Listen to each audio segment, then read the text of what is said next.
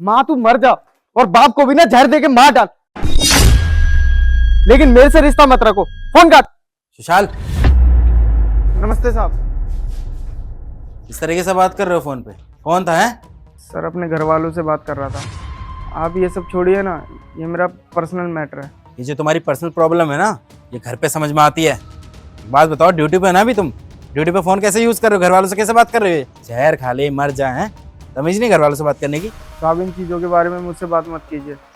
जब भी मैं इन चीज़ों के बारे में सोचता हूँ मेरी आंखों में आंसू आ जाते हैं, तो रहने दीजिए आप। ऐसी कौन सी वजह है जिसकी वजह से अपने घर वालों को मार रहे हो तुम? हैं? एक बात बताऊँ मैं तुम्हें, बहुत खुशकिस्मत वाले होते हैं वो लोग जिनका परिवार होता है, घर वाले होते हैं, माँ बाप होते हैं। तुम्हारे पास तो तुम्हारे माँ बाप हैं, फिर भी इतनी बदतमीजी से बात कर रहे हो। क्यों करूँ कदर सर? जब उन लोगों ने मेरी और मेरी बहन की कदर नहीं की, तो मैं क्यों कदर करूँ उनकी? देखो सुशाल, वैसे तो मेरा कोई मैटर नहीं बनता कि तुम्हारे पर्सनल मैटर में कुछ बोलूँ मैं, लेकिन तुम हमारे यहाँ पे काम करते हो। अगर तुम मुझे बता सकते हो तो बिल्कुल बताओ। क्या पता मैं तुम्हारी कुछ मदद ही कर दूँ, कुछ हल ही निकल जाए।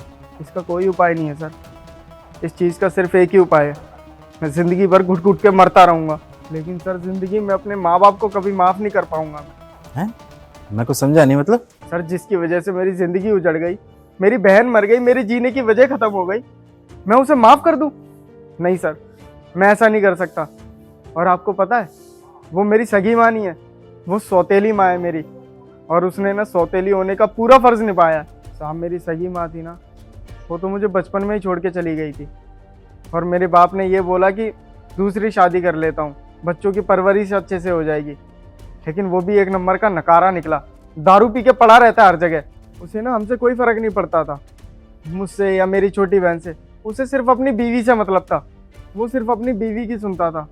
मेरी छोटी बहन की तबीयत ख़राब रहती थी, मैं उसके पास जाके बोलता था कि छोटी बहन की तबीयत ख़राब है, इसका इलाज करवा दो, लेकिन वो कभी नहीं सुनता था। मेरे को बोलता था जा यहाँ से, मेरे पास नहीं है पैसे। पूरा टाइम दारू पी के पड़ा रहता था, मतलब ही नहीं रखता था हमसे। साहब अगर मेरी सौतेली माँ ठीक होती ना, तो मेरी बहन आज जिंदा होती, और मेरा बाप अगर शराबी ना होता तो मेरी ज़िंदगी कुछ और होती।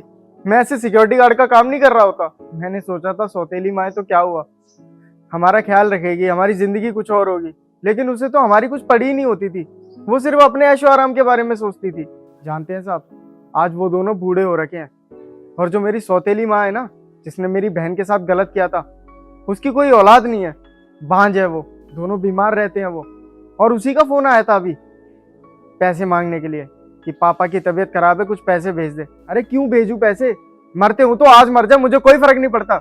ऐसे रिश्ते नहीं निभाने मुझे। अरे मैं छोटा था, मेरी बहन छोटी थी, लेकिन वो लोग तो बड़े थे ना, उन्हें तो समझना चाहिए था ना, लेकिन उन्होंने कुछ नहीं समझा। उन्होंने सिर्फ अपना फायदा देखा। और अगर आज उन्हें मेरी जरूरत है ना, तो साहब मैं भी उनकी कोई मदद नहीं करूंगा। जब मेरी बहन के मरने से उन्हें दुख नहीं हुआ, तो मुझे क्यों दुख होगा उनके मरने से? देखो मैं समझ सकता हूँ कि तुम्हारे दिल पे क्या बीती है, बहुत दुख है तुम्हें इस बात का, लेकिन इसका मतलब ये नहीं है कि जो गलती तुम्हारे माँ बाप ने की है तुम्हारे साथ, तुम भी सेम रिपीट करो उनके साथ। गलत नहीं कर रहा साहब, बिल्कुल सही कर रहा हूँ। उन जैसे लोगों के साथ ना ऐसा ही होना चाहिए। अरे गलती हो तुम, बिल्कुल क्यों नहीं हो गलत। अरे चलो मान लिया कि तुम्हारी बहन और तुम बच्चे थे उस वक्त, हैं, लेकिन तुम्हारे माँ बाप ने तुम्हारी मदद नहीं करी, तुम्हें मदद की जरूरत थी। लेकिन अब तो तुम बड़े हो गए हो ना, अपनी फैमिली को संभाल सकते हो। अगर तुम भी सेम वही चीज़ रिपीट करोगे जो तुम्हारे माँ बाप ने तुम्हारे साथ करी, तो तुम भी तो उनकी तरह गलत बन जाओगे। क्या फ़र्क रह जाएगा तुम्हारे और उनके बीच में? साहब मेरे साथ हुआ है ना, मैं जानता हूँ मेरी बहन मरी है, और मेरा दिल ना कभी गवाही नहीं देगा उन जैसे लोगों की मदद करने के लिए।